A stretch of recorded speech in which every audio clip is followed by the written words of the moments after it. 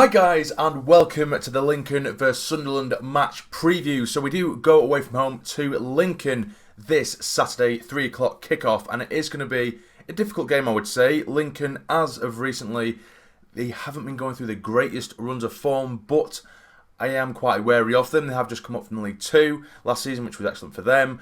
And I do actually expect them, because I do think they've got a very solid side. I am quite impressed with their side. They've got some very good individual players in there, and they've got a really good core group of players for that squad, and I do think they're going to do very well this year, considering that they have just been promoted. For a promoted side, I actually half expect them to get in and around the playoff places, which might be ambitious, but I do really rate their side. But like I say, going into their run of form recently, they haven't won in the last 5 league games with some quite poor results, really. They did lose to Wycombe away from home by 3-1. They lost at home to Bristol Rovers, losing by 0-0. They went to Rochdale, where they drew 1-1. Then they welcomed Oxford and they lost by 6-0, which is absolutely dreadful. And then they did go to Bloomfield Road to Blackpool, and they lost 2-1 as well. They do have a game in the in the league trophy against the Manchester United under 21s, but I am actually recording this video before that, spoiler alert, so I am recording this on Tuesday night. But yeah, so they haven't had a great run of form as of recently, so hopefully we can take advantage of that. But they did have a very good start to the season. They picked up quite a few wins, and they're currently sat in 11th, I'm pretty sure, as I am recording this. So they're not doing too badly whatsoever. But in terms of us, in terms of Sunderland, of course, we did play MK Dons at the Stadium of Light last weekend, where we did win by 2-1. First half performance for me, I think was decent. It was very good. Second half, I think we pitted out a little bit, but I still don't think we were terrible. It definitely wasn't a great game. Do you know what I mean? I was never going to dress it up, say that we were amazing, because I don't think we were. But we were solid in terms of our defensive duties as well. The partnership of Willis and Lynch really excites me. I think De Bock was very, very solid on that left-hand side of defence. Conor McLaughlin, for me, I got a bit of stick in the comments in the last video because I did slate him a little bit. But it's just because I don't rate him really as a player. Like I did say in the last video, he wasn't awful against MK Dons, but he still scares the shit out of me. He still scares the shit out of me because I just don't think he is good enough. I hope he does do well. Of course, it does. Anyone who puts on a Sunderland shirt, I hope they do well. But I just personally do not believe that he's good enough. But at the same time, we have no one to replace him, because I don't want to see Luke O'Nien getting put back in that right back role, because I think Luke O'Nien is so wasted in that position, which I think he's shown, and he proved it the other weekend against MK Dons. We did get himself a goal, and he's such a different outlet to have, Luke O'Nien, in the final third. So with that being said, I'm going to go into Sunderland, or my preferred Sunderland starting 11. So starting off with the goalkeeper, we do have Lee Burge. I do believe that John McLaughlin should be dropped.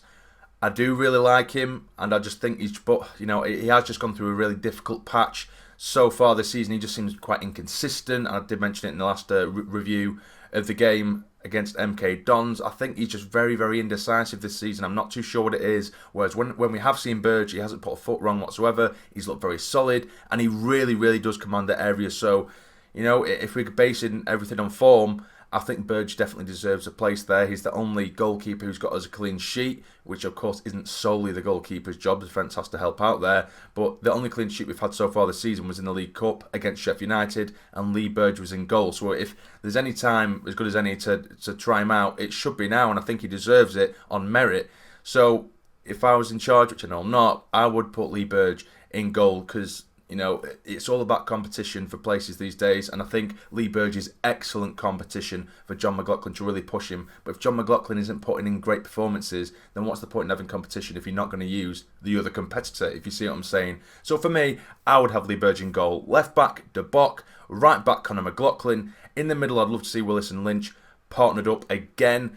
In the middle now, I would drop McGeoch, because I think away from home, I don't think we're going to get much time on the ball. I think to have 2 really tenacious midfielders in there who have energy, particularly with Dobson. Powell and Dobson together, I really, really want to see that partnership together, because I think those two are absolutely excellent together, with O'Nien in front of them, who can obviously either join White, who I've put up top, which I'll discuss in a minute, which I know you might shout at me for. But yeah, O'Nien, he will of course on the attacking front. He will get forward and then trap back into a bit of a triangle in midfield there. So that is 3 sort of more tenacious, more energy-fueled midfield. I think that triangle there with Power, Dobson and O'Nien, I think that could be a really, really good little sort of middle of midfield there. With Gooch on one side and Maguire on the other, although Gooch and Maguire, when they are playing on the wings, they do like to interchange and swap over and what have you, so that'd be fine.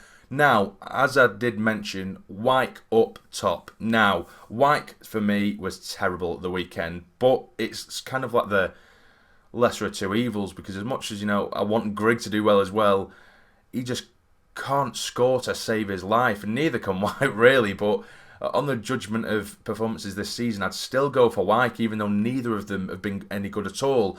I mean, this sort of lineup is based on the thought that McGeady is injured and McNulty is injured. I'm not 100% sure whether either of them will be fit for this game, but this is on the basis of if we're just predicting that they are injured. I mean, if it was for me, if McNulty is fit, then I would 1000% have McNulty up top. I think having 09 and McNulty up there as well would be absolutely cracking, because the work rate of those two lads together would be absolutely insane, and the press that they will put on Lincoln and the amount of pressure they would put them under would be absolutely incredible as well. So for me, that would be my Sunderland starting 11, but of course you let me know in the comments down below what your starting 11 would be. But now for my score predictions, which again I said at the beginning of this video, I do think it is going to be a difficult game. Lincoln are going to be right up for it, particularly because they've gone through this bad run of form. They're going to really want to put that right, particularly in front of their home crowd, in front of the home fans. I know there's a lot of Sunderland fans going down this weekend. Unfortunately, I won't be one of them. Unfortunately, I couldn't get myself a ticket.